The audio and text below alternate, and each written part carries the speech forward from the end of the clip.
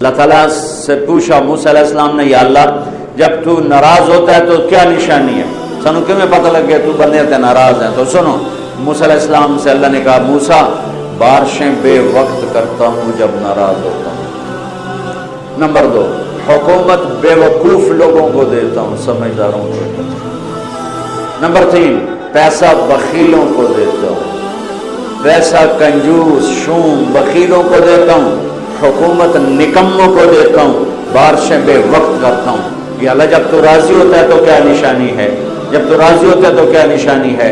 تو فرمایا کہ موسیٰ بارشیں وقت پہ کرتا ہوں، حکومت سمجھدار نیک لوگوں کو دیتا ہوں، اور پیسہ سخیوں کو دیتا ہوں جو خرچ کر کے خود بھی خوش ہوں اور لوگوں کے چولہے بھی جلیں۔